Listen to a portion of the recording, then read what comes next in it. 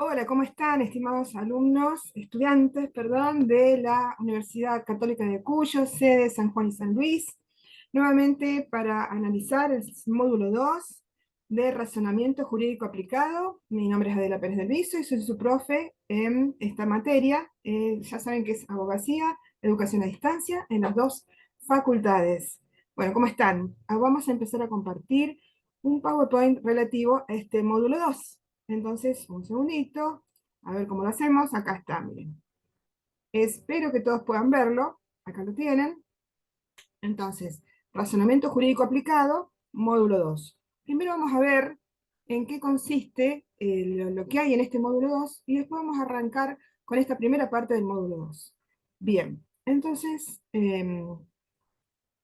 miren, ¿en qué consiste el programa del razonamiento jurídico aplicado? Ustedes piensen en este módulo 2. Tenemos la interpretación y semiosis. Esa va a ser la primera parte de lo que vamos a tratar en este video. La interpretación y semiosis social. Y después la segunda parte del módulo 2 tiene la lógica en el proceso judicial y el control de logicidad. Este sería lo del programa. Ahora vamos a ver qué vamos a tratar en este video. Contenido de esta presentación. Primera parte, es la primera parte del módulo 2. Interpretación y semiosis social, lenguaje y discursos jurídicos, el derecho como red semiótica, el núcleo esencial de los derechos humanos. Este es un tipo de lógica y además de utilización de terminología en el campo del derecho. Y es uno de los núcleos, de núcleo semántico y lógico en materia de derecho. Sería el núcleo esencial de los derechos humanos y la aplicación de fórmulas. La fórmula, la injusticia extrema no es derecho, de Radbruch y Alexi, y otra fórmula es lo que es insoportable no puede ser derecho, de Gerhard Strock, tanto en Alemania como en nuestro país. Y también, esta vez, como la otra vez, les voy a pasar la trivia de en qué consiste el error cometido, para que ustedes me digan cuál fue el error cometido, tanto en el documento de cátedra como ahora lo vamos a manifestar. Van a tener que estar atentos en este video a ver cuál es el errorcito, que consiste en un nombre. Ya lo van a ver. Bueno, empezamos con la interpretación y semiosis. Miren el término culturoso, semiosis social. Bueno, ahora vamos a analizar en qué consiste la semiosis social. Empezamos por acá. Hace poco, les cuento, hace poco fue el Día del Abogado. Hoy, el día que le estoy grabando a esto, es el día 1 de septiembre, y el Día del Abogado fue el 29 de agosto. Y por todos lados, por todas las redes, salían todo tipo de cartelitos, a cual más ingenioso, en materia de abogados. Y uno de ellos, que ya lo había visto los otros años, dice así, miren, para aquellos, los abogados y abogadas, a los que ahí está mal puesto porque que no va, es a quienes o a los que. Tenedor no es un cubierto, porque tenedor, en realidad, o lo saben o lo van a saber, estamos hablando del tenedor de la cosa, el tenedor de un bien inmueble o de un bien mueble. Tenedor no es un cubierto. Auto no es un vehículo, porque los autos son los expedientes. Ser actor nada tiene que ver con el teatro ni con el cine. Actor es el que reclama en un juicio. Fallar no es cometer un error, al contrario, se supone que un juez, cuando falla, no debe fallar. Rebeldía no es un acto de sublevación, sino que es un estado procesal de la parte que no se ha presentado en un juicio. Y la mora no es una frutita. La mora es no haber realizado el pago en tiempo y forma, el pago a lo que es debido. Esa es la mora. Entonces, por eso les digo, ¿qué les parece esto? Eh, este cartel es un chiste que circuló, como les digo, en el Día de los Abogados, y ahí vemos que tenedor no es un cubierto. Otro chiste que se solía decir es que norma, por ejemplo, no, no, norma para nosotros no es simplemente un nombre de mujer. Norma es norma, normativo. Norma significa la disposición que ordena conductas en las personas con una cierta autoridad que proviene de la autoridad administrativa, judicial o legislativa, sería la norma. Bueno, para nosotros norma no es un nombre de mujer, ven que es toda otra jerga, otro vocabulario. Nosotros también utilizamos arcaísmos o términos que nadie más en la sociedad utiliza, como por ejemplo, yo puse el ejemplo de que me llamó, cuando yo estudiaba Derecho, hace muchos años, en la Facultad de Derecho en la Universidad del Litoral, me acuerdo de haber por primera vez visto la palabra conculcar, y siempre en su momento me llamó la atención, y siempre me quedó la idea de, mirá, no sabía lo que era conculcar. Conculcar es violar una disposición, un derecho, conculcar el derecho que surge de una norma, eso es conculcar. Utilizamos arcaísmos. También utilizamos otros términos con otros sentidos. Por ejemplo, deducir, para nosotros deducir es más que deducir de razonamiento, sino que a veces se habla de deducir una demanda, llevar la demanda a la mesa de entrada, que ahora no hay más mesa de entrada porque es electrónico, pero deducir una demanda es iniciar un procedimiento mediante deducir una demanda. Entonces, está claro que hay un lenguaje jurídico propio en nuestro medio social. ¿Saben que eso, volviendo atrás, eso yo durante 10 años, este año ya no lo di por falta de tiempo, pero durante 10 años enseñé inglés jurídico, porque soy profe de inglés, y todo este análisis lo hacíamos para inglés jurídico. Y el mismo tipo de problema de una jerga específica en materia de derecho existía también en inglés. El inglés jurídico tiene arcaísmos, tiene otros significados, tiene significados propios, todos en inglés. Entonces, en realidad es el lenguaje jurídico que tiene su propia semiótica, es decir, su propia jerga separada del resto del uso del lenguaje, con sus propios significados. Bueno, el lenguaje jurídico es una jerga que es comprendida por la gente de derecho, abogados, jueces, profesores, somos un grupo social. Otra cosa que nuestro apunte nos está enseñando, que lo fui sacando de diversas fuentes, es que la semiótica no significa solamente el lenguaje jurídico escrito o el lenguaje jurídico oral. Hay un lenguaje jurídico gestual también. Y eso, yo acá les pongo un ejemplo, seguro que acá lo va a decir. Hay un lenguaje jurídico gestual, y eso, por eso hace que uno, cuando ya lleva unos años de abogada o de abogado, de lejos nota quién es abogada o abogado, aunque no se lo diga. Se nota por la forma de vestirse, aun cuando no tenga traje, a lo mejor se va a notar igual. Se nota por la forma, miren, por la forma de llevar, cuando uno va a tribunales, les voy a mostrar, cuando uno va a tribunales, hace así, miren, lleva los papeles de una determinada forma. ¿Sí? Es la forma de llevar los papeles, la asertividad con la que uno camina y el apuro por llegar al objetivo. Si estás más o menos cerca de tribunales, vos te vas a dar cuenta que esa persona es abogado, porque tiene su propia forma de expresarse y forma también parte de la semiótica, la expresión gestual del abogado. Eh, Bien, les cuento una anécdota. En el año 2016 fui a visitar unos parientes, porque ahí donde se me ve, no, tengo unos parientes checos, mi abuela era checa, fui a visitar unos parientes en República Checa, y estábamos cerca de unos tribunales en Praga, y yo no sabía que estaban los tribunales, no sabía, pero de lejos vi venir uno o dos, primero uno, después otro, de traje, llevando los papeles así, así, y bueno, de lejos yo le dije a mi esposo, mira, acá cerca debe haber un tribunal. Efectivamente, como a los 20 metros había un tribunal y la persona se metió ahí. O sea, uno de lejos ya los reconoce porque tienen su forma de expresarse. Esa sería la expresión escrita, oral y gestual que hace a la semiosis social del mundo del derecho. Bien, entonces, este proceso no solo se limita al lenguaje verbal, sino que abarca aspectos de comunicación visual, gestual y simbólica que ocurren en la interacción humana. El concepto de semiosis social implica que la comunicación y la creación de significados son procesos complejos y en constante evolución, influenciados por factores culturales, históricos y contextuales. Y puede llegar a suceder que, esto saliendo del texto, que un abogado en España se exprese de una manera un poco diferente de un abogado, por ejemplo, a mí me encantaba ver The Good Wife, era una serie, todavía debe estar en cartelera en alguno de los streamings. The Good Wife hablaba de una abogada en Chicago, y en Chicago los jueces usaban toga, los abogados no. Eh, bueno, pero era una abogada, y la forma de expresarse, la forma de actuar, la forma de vestirse, tenía su propia semiosis. En cambio, si uno ve los abogados en algunas películas de España, usan una toga distinta.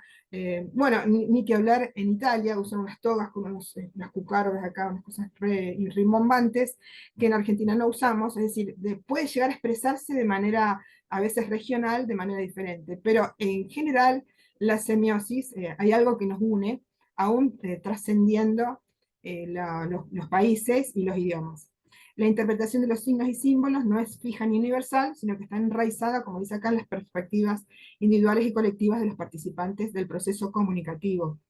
Bien, acá te pongo el ejemplo de que no es lo mismo el abogado litigando en Madrid, es el mismo ejemplo que acabo de decir, yo lo he puesto, así que lo vamos a pasar. Y ahora pasamos, entonces ya pasamos al tema de semiosis, era punto 1. Punto 2, lenguaje y discurso jurídico, es como una especie de, es una especie dentro del género, ¿no? El lenguaje, oral o escrito, sería una forma de expresión que sería parte de la semiosis. Lenguaje y discurso jurídico. Según nuestros autores, que nos sirven de fuente para el documento de cátedra preparado, son elementos fundamentales de nuestra expresión como abogados. El lenguaje y el discurso jurídico son elementos fundamentales en el campo del derecho y la justicia. El lenguaje es una herramienta principal a través de la cual se establecen leyes, se comunican argumentos legales, se administra un proceso judicial, se hacen peticiones del abogado cuando lo peticiona ante el juez. El discurso jurídico, por su parte, se refiere al uso específico del lenguaje dentro del contexto legal y judicial, siguiendo normas y convenciones particulares. Y se trata de herramientas cruciales en el funcionamiento de la justicia. Es que realmente, miren, a una persona que fuera no vidente se va a expresar de manera oral, o se va a expresar a través de la máquina, a través de pero de alguna manera se va a expresar. Si no llegara a expresarse, habría que buscarle canales para que se exprese, porque si no, no podríamos saber qué pasa por su mente. Siempre tiene que haber algo que trasciende el ser humano y nos permita expresarnos y plantear nuestro derecho, o plantear el juez cómo va a solucionar ese derecho. Entonces, una de las características del lenguaje y el discurso jurídico, así como era el lenguaje en inglés jurídico, en español jurídico, es la precisión, la formalidad, el uso de términos técnicos, que son aspectos esenciales para garantizar una comunicación clara y efectiva.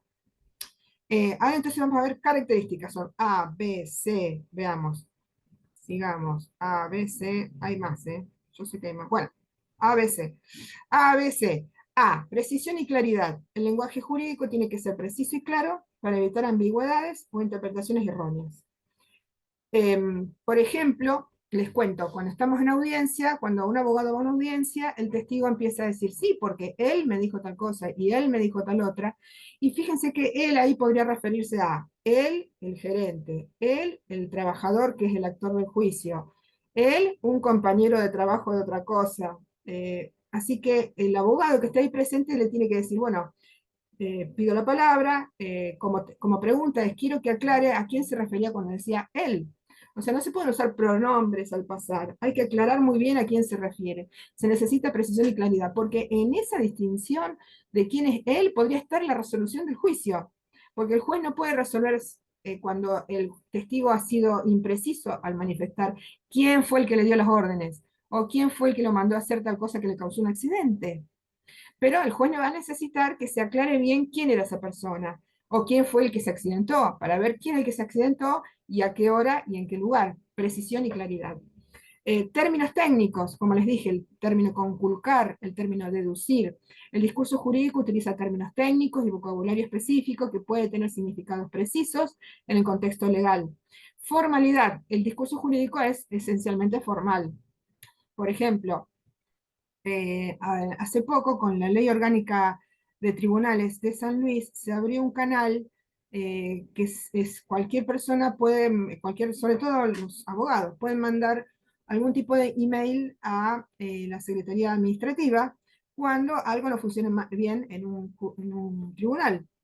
Lo que ha pasado mucho es que se ha perdido la formalidad y entonces muchos enojados mandan unos emails, me acuerdo uno que mandó eh, eh, lleno de puntos suspensivos, signos de pregunta, agresivamente, diciendo qué pasó, han perdido el sonrojo, me acuerdo lo que había dicho, ¿no? Dicen esto sin sonrojarse, como una especie de burla a los que estaban trabajando en el juzgado, ¿no?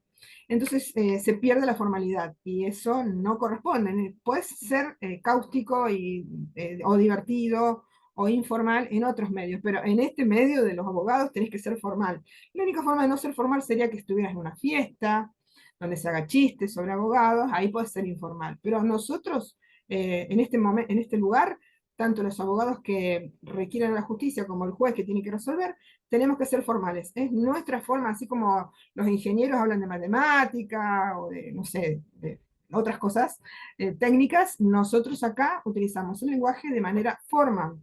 El lenguaje y el discurso jurídico suelen ser formales, no suelen, deben ser formales, porque además eso les da precisión y claridad, están relacionados ambos, y seguir una estructura específica en la redacción de contratos, sentencias. Por ejemplo, en un contrato no se podría decir, bueno, coma, entonces una de las partes le va a entregar a la otra cuando pueda, tal cosa. No, no, tenés que ser formal, preciso y claro en cuanto a la descripción de los derechos y obligaciones en un contrato. Bien, otro. Ven que seguía A, B, C, D, E, F, D. Normas y convenciones. El discurso jurídico sigue normas y convenciones establecidas en la práctica legal. Mucho de ello relativo a la terminología utilizada. Como les digo, utilizar la palabra conculcar, deducir. Eso nos lleva a que muchas veces no nos comprendan los clientes cuando hablamos. Y también lleva a otro movimiento que está actualmente en vigor, que se llama el movimiento por el lenguaje claro o el lenguaje llano, que tal vez va a ser objeto de uno de los puntos en alguno de los módulos, el movimiento por el lenguaje claro, la necesidad de que se nos entienda que los justiciables son las personas que acuden a la justicia, nos comprendan, porque forma parte de su derecho constitucional. Entonces, sí, hay una jerga legal, tenemos que ser precisos, pero a la vez tenemos que darnos a entender a los demás, no solo a los que estamos en el medio. ¿Ve? Neutralidad o aspecto científico, el lenguaje y el discurso jurídico tienden a ser neutrales y objetivos.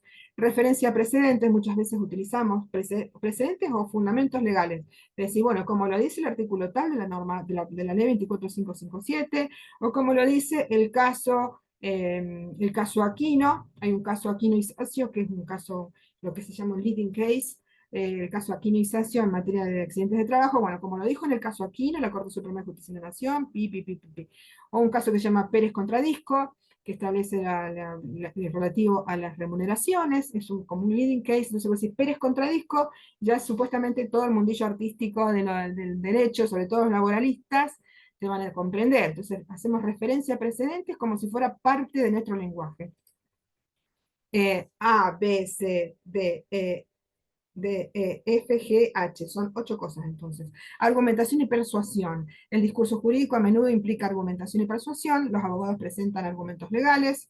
Por eso es muy importante esta materia de la argumentación jurídica aplicada. Redacción sintética, aconsejable, porque en realidad los abogados tendemos a redactar páginas y páginas. Hubo un ministro de Economía de hace muchos años que nos llevó a desastres en la economía nuestra, era muy en contra de los abogados, siempre hablaba así como que los abogados éramos esto y lo otro, y decía que los abogados gastábamos resmas y resmas de papel escribiendo y escribiendo. Bueno, sí, la verdad que escribir de más no es bueno, sobre todo para el juez que lo tenga que analizar. Es aconsejable la redacción sintética y precisa de qué es lo que estamos planteando en el derecho de nuestro cliente. Entonces, pasamos ya haciendo repaso. Semiótica, el lenguaje y discurso. Tercer punto, el núcleo esencial de los derechos humanos. Lo vamos a analizar desde el punto de vista de la terminología, de la lógica, como estamos hablando de la lógica, y la argumentación. Y van a ver que con esto, dentro del núcleo esencial de los derechos humanos, vamos a ver 3 aspectos, y acá termina este primer video. Entonces, dentro del núcleo esencial de los derechos humanos, vamos a analizar la aplicación de fórmulas tales como la injusticia extrema no es derecho. Y ahí vemos 2 autores, Radbruch y Alexi. Y otra fórmula llamada lo que es insoportable no puede ser derecho. Y ahí vamos a ver a Strack. Y ahí van a ver la trivia, que es lo que yo les pido que vean cuál es el error cometido en el documento de cátedra. Bien, entonces, a continuación enunciamos algunos conceptos fundamentales, como el núcleo esencial de los derechos humanos, la teoría que se desarrolla alrededor de la hipótesis la injusticia extrema no es derecho, la teoría de lo que es insoportable no puede ser derecho. Y se trata de fórmulas dentro de la filosofía del derecho y la ética jurídica que buscan establecer límites éticos a la aplicación de la ley y los derechos, y inciden en la forma de realizar argumentaciones jurídicas. El núcleo esencial de los derechos humanos. Saben que doy clase en la Católica de Cuyo de San Luis de Internacional Público, y hace poco tuve que dar una materia un módulo, una unidad, que era el derecho humanitario. Entonces, estudié y profundicé ese tema y cómo se diferencia el derecho humanitario internacional de la rama de los derechos humanos, que también es internacional o interno. Y el tema es que el derecho humanitario es un derecho humanitario en épocas de guerra, en épocas de conflicto, y habla de lo básico, cuando tenés un prisionero de guerra, que no lo tortures, no lo mates si lo tenés inerme, lo tenés sin armas, lo tenés a tu disposición, no lo tortures, no lo mates. Es el derecho humanitario, que nació en el siglo XIX, es un derecho anterior. Y es en el siglo XX, a partir de la Segunda Guerra Mundial y lo ocurrido en la Shoah o Holocausto, se desarrolló toda la teoría y el conjunto, el núcleo fundamental de los derechos humanos. Entonces, el núcleo esencial de los derechos humanos, que no es el derecho humanitario, como les dije, el humanitario es en épocas de guerra, prisioneros de guerra, cómo tratar a los espías, cómo tratar a la población civil, nada que ver. Pero siempre mirando al ser humano como tal. El ser humano, hay cosas de las que no lo podés privar, ni en guerra ni en paz. En épocas de paz tenemos, en épocas de paz y también abarcando épocas de guerra, no podés violar los derechos humanos.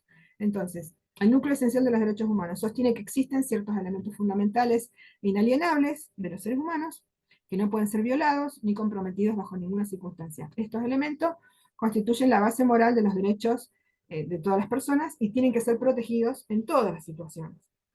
Por ejemplo, el derecho a la vida, la dignidad humana, la libertad. Actualmente, afortunadamente, desde 1994, no, en 1994 hay ciertos derechos, cierta mirada nueva sobre los derechos humanos que fue incorporada a nuestra Constitución Nacional.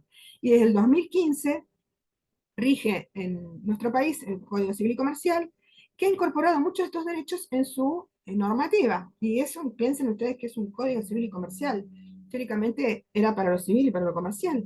Y sin embargo, hay muchas normas como el artículo 51, 52, que hablan de la dignidad humana, después la obligación del juez de fundar sus sentencias, y toda una serie de normas que hacen lo que se llama el diálogo de fuentes con los derechos humanos. Entonces, el derecho a la vida, la dignidad humana, la libertad, pueden considerarse parte de este núcleo esencial. El núcleo esencial de los derechos humanos en Argentina se manifiesta a través de la Constitución Nacional, que como les digo fue modificada en 1994, reconoce una amplia gama de derechos fundamentales. La Corte Suprema de Justicia ha tenido que reconocerlo todo ello. Por ejemplo, el derecho a la vida, la dignidad, la igualdad, se consideran fundamentales y no pueden ser restringidos de manera arbitraria. Ahora vamos con esta fórmula. La injusticia extrema no es derecho. Acá les traje esta foto de Gustav Radbruch, que fue un jurista alemán que estudiando para dar esta clase me di cuenta de que este señor nació en 1907, o sea, nació en la primera década del siglo XX, y fue un jurista alemán que transcurrió toda Alemania y tiene que haber estado durante toda la Guerra Mundial, así que vamos a ver qué es lo que dice en concatenación con lo que ocurrió en Alemania en la Segunda Guerra Mundial. Este es un filósofo y jurista alemán, propuso la fórmula de que la injusticia extrema no es derecho. Bah, ¿qué les pasó a ellos en Alemania, no es cierto? La injusticia extrema no es derecho. Propuso esta fórmula en el contexto de una discusión sobre la relación entre la ley positiva, es decir, la norma dictada, ahí dice, la norma dictada y en vigor, y el valor de la justicia. El valor justicia, que no está escrito en ningún lado, sino que lo tenemos que hacer vida nosotros, los juristas y la gente de derecho, y lo que está escrito, la norma positiva. Y Radbruch afirmaba que cuando una ley se vuelve tan injusta que contradice los principios fundamentales de justicia, ya no puede considerarse verdaderamente que es derecho. Bueno, ¿cómo se aplica eso a los casos llamados de obediencia debida? El caso Eichmann, que era que era un alemán que se ocupaba, según él, de organizar trenes. Él hacía los pictures de los trenes para que se llevaran a la gente a los campos de concentración y a los campos de exterminio. Y lo hacía de manera perfecta. Él cumplía la norma, cumplía su funcionalidad, cumplía para lo que había sido dictado. Yo creo que la única forma de excusarte diciendo eso es decir, no sé nada, no supe nada, que es lo que muchas veces quisieron decir. Bueno, no importa la polémica, lo que dice Radbruch estaba muy bien, es decir, reiteramos, afirmaba que cuando una ley se vuelve tan injusta que contradice los principios fundamentales de justicia, ya no puede considerarse verdaderamente derecho. Entonces, como yo digo, esto lo dije yo, el problema se traslada a qué es la justicia. Y ahí ya es una cuestión de filosofía del derecho mucho más profunda todavía. Bueno, pero esta es una primera fórmula para la argumentación jurídica, de modo tal que cuando un abogado se enfrenta a redactar una demanda o el juez se enfrenta a la necesidad de redactar una sentencia, tiene que ver si hay una injusticia extrema más allá de lo que diga la norma escrita. Entonces ahí entra a jugar dentro de la argumentación jurídica la idea de que la injusticia extrema no es derecho. Otro autor que influye en el núcleo esencial de los derechos humanos es Robert Alexy. Es mucho más, este señor vive todavía, esta es la fotito, y un libro fundamental de él es esta obra de Teoría de los Derechos Fundamentales. El autor Robert Alexy desarrolló más esta idea de que la justicia, de que la injusticia extrema no es derecho, de que va en contra de la justicia, sugiriendo que en caso de conflicto entre normas legales, normas escritas y principios de justicia, los principios de justicia deben prevalecer. Entonces, acá traigo tres aspectos de Robert Alexy, que son los principios como optimización de la justicia. ¿Qué pasa con el caso de conflictos de principios? Y la método de ponderación de principios. Entonces, en el primer aspecto, Alexis sostiene que los jueces, al resolver, deben decidir más que sobre normas escritas o precedentes judiciales fijos, más bien que eso lo deben resolver sobre principios, sobre todo principios de justicia. Y deben ponderar principios. Si está este principio del derecho de propiedad, pero está este otro principio de la vida de esta persona, ¿qué es lo que es más importante? ¿Respetar la vida o respetar solo la propiedad? A lo mejor esta persona, su propiedad la puede volver a adquirir, o alguien más se la puede devolver, pero esta persona a lo mejor se está muriendo, entonces hay que ver, ponderar qué va, esta vida o este principio, este derecho a propiedad. Entonces, la teoría de ponderación de principios de Robert Alexy se ha aplicado en gran manera en el campo del derecho constitucional y también convencional, porque he visto muchos de estos razonamientos así como extremos en resoluciones de la Corte Interamericana de Derechos Humanos, que después la Corte Interamericana de Derechos Humanos la baja a los derechos, a los estados que son parte y que se deben someter a sus resoluciones. Entonces, ha influido en la jurisprudencia de diversos sistemas legales. Entonces ya dijimos, la teoría de los principios y ponderar principios. Principios como normas de optimización. Alexis distingue entre reglas y principios en el derecho, mientras que las reglas son normas que pueden cumplir o no cumplirse. Por ejemplo, no robar, pueden robar o no robar. Los principios son como una especie de gran conciencia, una gran nube que nos cubre. Son normas que deben ser cumplidas en la mayor medida posible, teniendo en cuenta las limitaciones fácticas y jurídicas. Los principios son normas de optimización, lo que significa que su objetivo es alcanzar el máximo grado posible de realización en las circunstancias dadas. Eh, ¿Qué pasa en el caso de conflictos de principios? Como recién les mostré, un conflicto muy básico entre la propiedad y la vida. Para Alexi, en la práctica, los principios pueden entrar en conflicto cuando cumplir un principio completamente podría implicar no cumplir otro. Por ejemplo, el principio de libertad de expresión podría entrar en conflicto con el principio de protección de dignidad humana. Hace no tanto se estuvo discutiendo sobre el tema de una actriz o una modelo que veía que siempre en Google se la asociaba con la pornografía. Y entonces llegó la cuestión, cada buscador de Google, cada vez que hacían una búsqueda, salía con la pornografía, asociada a películas pornográficas. Y entonces lo planteó ante la justicia y se discutió allí, no recuerdo el fallo, pero me acuerdo de ver la discusión, que se decía que Google decía, bueno, yo no puedo influir tanto en qué va a recordar Google en cuanto a la búsqueda. Y además, decía, es mi derecho de expresión. El derecho de expresión, como así como si fueran periodistas. Como que Google sería una parte del periodismo. Y la señorita decía, o señorita, decía que esto estaba en conflicto con su derecho a la identidad, su derecho a la privacidad, y bueno, ese tema se discutió, y ahí ves, están los dos principios en ponderación. Entonces, este es el caso de conflicto de principios. Hay otros conflictos. En materia penal se puede llegar a plantear, en el caso de un robo por el estado de necesidad, ahí está clarísimo el derecho de propiedad y el estado de necesidad de esta persona que necesita comer o darle de comer a sus hijos. Entonces se pone en juego un conflicto de principios. Yo creo que en ese caso ni siquiera el juez va a tener un conflicto para resolver, porque lo tiene resuelto por la misma norma, ¿no? Que la norma lo considera el estado de necesidad como una excepción a esta al tipo penal de robar. Pero puede haber otros conflictos donde el juez sea el que tenga que ponderar y resolver, o el abogado cuando lo plantea. Siempre estamos hablando del abogado cuando lo plantea y el juez cuando lo resuelve. Entonces, ese es el caso entonces tenemos Alexi, principios, ¿qué son los principios? ¿Por qué los principios? Segundo, conflicto de principios, ¿qué casos de conflictos de principios puede haber? Tercero, el método de ponderación. Alexi sugiere que en los casos de conflicto entre principios es necesario llevar a cabo un proceso de ponderación. Ponderación significa sopesar. Este tiene más peso, este no tiene más peso. Ponderación. Ponderar los principios de juego. Esto implica sopesar los principios del conflicto. Me encanta porque yo primero quiero explicar antes que salga y después resulta que la explicación ya está en el PowerPoint. Bueno, mejor, lo reafirmamos. Esto implica sopesar los principios en conflicto y determinar cuál de ellos debe prevalecer en la situación particular. Para la ponderación, Alexis propone 3 elementos que hay que tener en cuenta. La importancia del principio, el grado de realización. Realización me encanta porque ahí está tomado el término realización en una connotación del inglés jurídico, porque en inglés hay un término que se llama realize. Realize es darse cuenta. Me parece que también tiene que ver eso. ¿En qué grado, en qué medida se lograría que cada principio se llegara a dar en la realidad? Que se pudiera plasmar en la realidad. Entonces, la importancia del principio, el grado de realización del principio, de transformarse en parte de la realidad y que vos te des cuenta que está, y la ponderación proporcional. Se debe buscar un equilibrio justo entre los principios, minimizando la interferencia con el principio menos favorecido en la medida necesaria para proteger el principio más favorecido.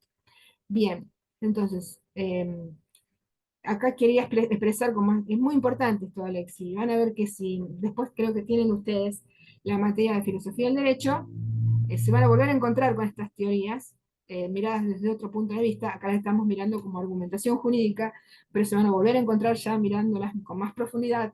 Entonces, les quise decir que la fuente de las obras de Alexi las tenemos en la teoría de los derechos fundamentales, que esta es la fotito del libro, y otras obras más. Esta obra fue publicada en 1985, originariamente. Esta es la obra principal de Alexi, en la que se presenta una fundamentación teórica detallada de los derechos fundamentales. Él le llama derechos fundamentales.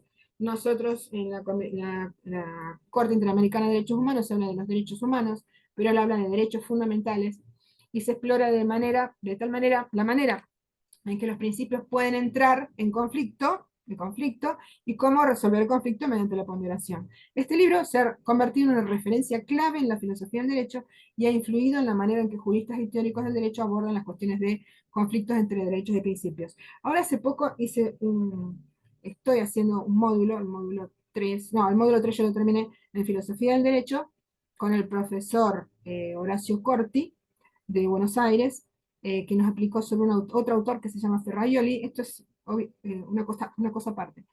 Ferraioli, y Ferraioli denostaba un poco, no le gustaba la teoría de la ponderación, porque decía que podía llegar a conducir según la ideología del juzgador, de quien tuviera que decidir, podía llegar a conducir a decisiones injustas. Eso decía Luigi Ferraioli. O sea que Luigi Ferraioli se oponía a Alexi. Pero son 3 puntos aparte, no importa. Eso, ustedes aténganse a lo que está acá. Bien, ahora vamos con una tercera reunión que hablamos de Radbruch, hablamos de Alexi, ahora hablamos de Strack.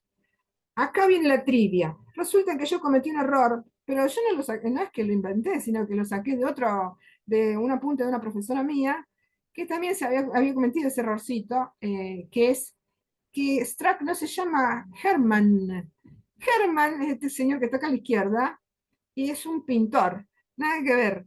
Don Hermann es pintor.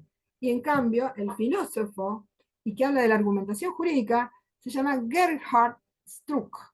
Debe ser Struck, porque me parece que en alemán no se dice Strack, se dice Struck. Bueno, no he conseguido la imagen de la obra traducida, no he conseguido una imagen del señor, o sea que muy del internet para mostrarse no es.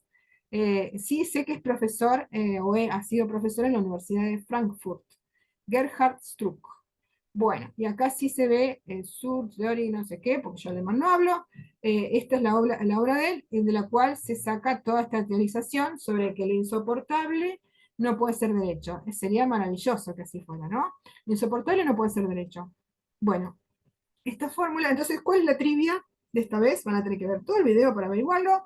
No es Hermann Struck, como dice el documento de cátedra, sino que es Gerhard Struck. Hermann Struck es un pintor, nada que ver. Entonces, Gerhard Struck dice, esta fórmula, para hablar de esto decimos, esta fórmula que está propuesta, lo insoportable no puede ser derecho, se relaciona con situaciones en las que una ley es tan intolerable e insoportable desde el punto de vista de la ética que no puede ser considerada una verdadera ley. Esto influye en la argumentación jurídica, porque si yo tengo una norma escrita que está insoportable, que no se puede aplicar, a veces quedan insoportables, o en Argentina se les suele llamar aberrantes, por el paso del tiempo. Por ejemplo, en derecho laboral, bien que es mi ámbito de trabajo, en derecho laboral, en la ley de contrato de trabajo que está redactada, que fue un boom en esa época, pero fue hace 50 años, está redactada en 1974, hay todo un capítulo que habla del trabajo de mujeres y menores y tiende a proteger a la mujer más bien como una especie de objeto para que se case, para que tenga hijos, porque tiende a proteger la maternidad o qué pasa cuando se casa, eh, pero no a la mujer como tal. Y hasta llega a prohibir que la mujer trabaje en turnos nocturnos, tratando de protegerla, porque no sea cosa que vaya de noche, ande de noche. Entonces, hay veces que las normas están escritas, no las derogan, pero el paso del tiempo se demuestra que se vuelven aberrantes en su aplicación. Y acá sería lo de lo insoportable no puede ser derecho. Yo acá traigo otros casos, no por el paso del tiempo, sino que fueron aberrantes en sí mismos. Bueno, entonces, estos conceptos han tenido un impacto significativo en la teoría y la práctica jurídica. Su aplicación puede ser compleja y sujeta a interpretación.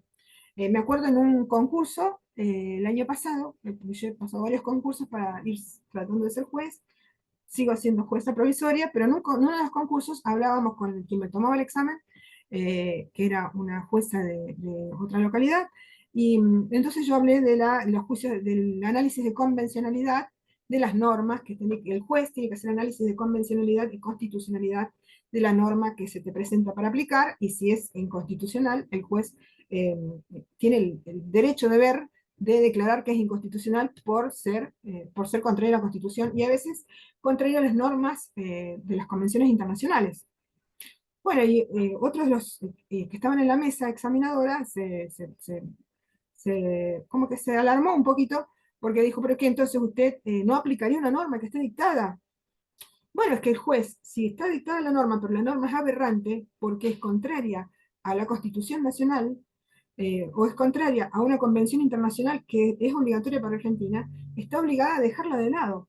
Aquí sería el caso de lo insoportable no puede ser derecho, porque es tan aberrante en relación con la Constitución Nacional o con las convenciones internacionales que no se puede aplicar. Y ahí entra a jugar la argumentación y esta teoría de Gerhard no Hermann Struck. Bueno, entonces, como dice acá, su aplicación puede ser delicada, ya que la determinación de injusticia extrema o insoportabilidad puede variar según el contexto o las situaciones individuales. En Argentina, la idea de que ciertas situaciones insoportables no pueden ser consideradas parte del organismo jurídico puede haber influido en determinados casos. Por ejemplo, acá les traigo unos casos. Les traigo unos casos bien concretos. Tenemos el caso Simón. Caso Simón, eh, acá podemos a ver si podemos leer esto. Vamos a ver si lo puedo leer, si no lo tengo que compartir desde otro lado. Ahí está, mira, qué bien funciona la tecnología. El caso Simón, acá tenemos un artículo que lo voy a poner en el aula virtual, una revolución constitucional contra los delitos de lesa humanidad en Argentina. Me voy a poner los lentes para leer, y ahí vemos, miren, por acá más abajo está la descripción. Dice, en el caso se le imputaba a Julio Héctor Simón, que en esa época era un suboficial de Policía Federal, haber secuestrado en 1978, o sea, en la época de los militares, a un matrimonio y a la hija de los dos. Los tres, el matrimonio y la nena, fueron llevados a un centro clandestino de detención. El matrimonio fue torturado y desaparecido, y a la nena la entregaron a un oficial militar que la registró como a su nombre, como si fuera una bebé suya, que era una práctica frecuente durante la dictadura. Después de una denuncia de la abuela de la nena, el tribunal condenó al acusado, finalmente, ya en democracia, por el delito de haber secuestrado a una menor. Y en esa época justo se había dictado una ley que se llamaba Ley de Amnistía. Entonces, este delito en concreto estaba excluido del alcance de las leyes de amnistía. Y por el contrario, teníamos una ley de obediencia debida que impedía la persecución penal de crímenes contra la humanidad cometidos por Simón, otros crímenes contra la humanidad, que otras torturas de otras personas. El tribunal en ese momento declaró la inconstitucionalidad de las leyes de obediencia debida para permitir la investigación y el juicio de los crímenes. Y esta decisión fue confirmada por la Corte Suprema. Y en algún momento la Corte Suprema mencionó que se trataba de delitos aberrantes. Cuando hablan de delitos aberrantes, están consciente o inconscientemente asumiendo en sus cabezas la teoría de Gerhard Struck. Es decir, como decimos acá, lo insoportable no puede ser derecho, lo aberrante no puede ser derecho. Esas leyes de obediencia debida que ponían una tapa encima de las posibilidades de investigar y de conocer qué había ocurrido, no puede ser derecho. Bueno, ese es un caso, el caso Simón. Se los voy a poner en el aula virtual. Después también tenemos el caso Bulacio versus Argentina, que llegó hasta la Corte Interamericana de Derechos Humanos. Tengo acá el caso Bulacio contado en un minuto. Vamos a ver si lo podemos poner. Espérense un segundito, si Dios quiere que avance esto. Ahí está. YouTube. Oh, no. No, lo vamos a buscar por acá. Espérense un segundito. Les pido mil disculpas por la demora. New share. Y lo tenemos acá. Caso Bulacio contado en un minuto. Para ello, tengo que ponerle sonido. Bien. Ah, bueno, share, share, share.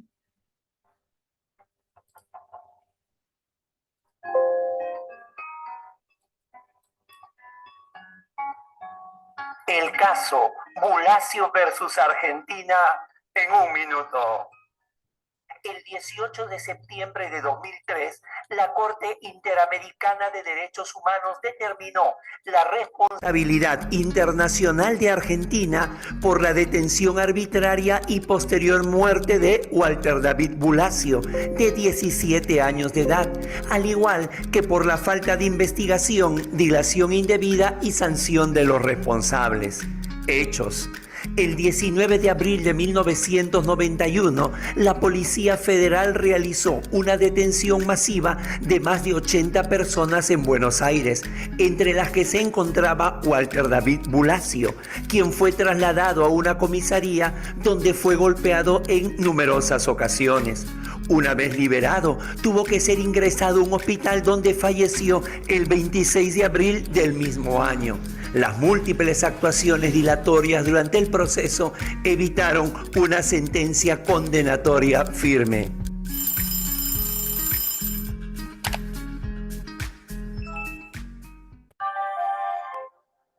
Muy bien. Entonces, en el caso Bulacio, a ver, no. Un segundito. Propaganda, todo lo... Mil disculpas. Stop share. Y acá ponemos de nuevo. En el caso Bulacio, lo que pasó fue que se demoró tanto la justicia en resolver, y ya cuando resolvió, ya estaba cercano el caso a declararse la prescripción, porque como estaba involucrado un comisario o una autoridad policial, eh, todo conspiró para que no se realizara la investigación. Y entonces la mamá y los familiares, no sé si la mamá o la abuela, los familiares de este niño, de este joven, llevaron el caso hasta la Corte Interamericana de Derechos Humanos. Por eso cuando ustedes ven que dice Bulacios versus Argentina, es porque una persona física puede llevar el caso ante la Corte Interamericana de Derechos Humanos y plantearlo allí, e incluso obtener no solo una declaración teórica, sino una compensación. Ya a esta altura de la vida la gente no quiere compensación de dinero, pero por lo menos que sirva como escarmiento para que no ocurra. Entonces, acá dice, miren, el 26 de abril se cumplen 30 años de la muerte de Walter Bulacio, que había sido detenido en una razzia de la Policía Federal cuando salía a un recital, y era un pibe que tenía 17 años. Pero la razzia había tomado muchísimas personas, como dice el video, ¿no? como 80 personas, solo por haber ido a un recital. Y además de la peor, digamos, hay disturbios, sí, entonces, lo llevas preso para que no hagan disturbios. Bueno, lo llevas preso, lo fichás, lo largás, no lo torturás, le pegás, lo matás. Es una cosa, no sé por qué esa práctica, tan aberrante como dice Struck. Este caso emblemático de la violencia policial, también de la impunidad y la burocracia penal estatal, llegó hasta la Corte Interamericana de Derechos Humanos en 2003, y desde entonces el Estado argentino tendría que haber cumplido con la obligación de modificar las leyes en materia de responsabilidad de la autoridad policial, en materia de protocolos, cuando se toman presas las personas, de por qué razones, o cuando, en especial en este caso, para menores de 18 años, porque era un muchachito de 17 años, tenía que armar una mesa de consulta federal que incluyera a miembros de la sociedad civil. 18 años después, la mesa de consulta federal para adecuar la legislación al derecho internacional de los derechos humanos no se ha llevado a cabo. Bueno, y entonces, en estos fallos de la Corte Interamericana de Derechos Humanos, se suele mencionar que ha sido aberrante el paso del tiempo, que ha sido aberrante la forma en que se ha tratado a las partes. Hay otro caso, por ejemplo, que no lo menciono acá, pero que se llama Spoltore, de la Corte Interamericana de Derechos Humanos, que es de derecho laboral, y que considera aberrante el paso del tiempo porque se demoraron 19 años en resolver un caso de accidente de trabajo. El caso Spoltore, y que es Spoltore contra Argentina. También siempre por lo mismo hay situaciones aberrantes que por más que se hayan cumplido los pasos y las normas escritas, lo aberrante, lo insoportable no es justicia, no es derecho. Insoportable no es derecho, como dice Struck. Entonces, en el caso este, la Corte Interamericana de Derechos Humanos dijo que conforme los términos de reconocimiento de responsabilidad internacional efectuado por el Estado argentino violó los derechos consagrados en varias normas de la Convención Americana de Derechos Humanos en perjuicio de Walter David Bulacio, este chico de 17 años, y también de sus familiares, mientras iban haciendo el procedimiento judicial, y los derechos consagrados en la Convención Americana de Derechos Humanos en perjuicio de Walter David Bulacio y sus familiares, todo en relación con diversos artículos de la Convención Americana de Derechos Humanos, y los violó de manera aberrante, de manera tal, lo aberrante significa, por más que se hayan cumplido pasos judiciales, oportunamente y de corresponder, te suelen poner en la justicia, o bueno, contesta traslado, pase a resolver, después para resolver está 2, 3 meses, 4 meses, 5 meses, incumpliendo diversas normas. Entonces, el tema es, por más que se hayan cumplido normas procesales, es aberrante la forma en que no se cumple el objetivo de la justicia. Entonces, lo aberrante o lo insoportable no es justicia, es otra forma de razonamiento. Bueno, entonces acá ponemos un punto final a esta primera clase y seguimos después la próxima vez con la segunda parte del módulo 2. Nos vemos entonces dentro de poco y sigan estudiando fuerte porque les voy a pasar el anuncio de un examen parcial. En el parcial nos vamos a tener que encontrar de manera sincrónica y vamos a poner de manera sincrónica, yo lo voy a estar mirando durante el parcial mientras ustedes hacen el parcial. Así que les aconsejo fuertemente que no se confíen en los documentos escritos o en hacer, no sé, tienen que estudiar los documentos que están en la plataforma virtual y ver los videos nuestros. Muchas gracias y hasta pronto.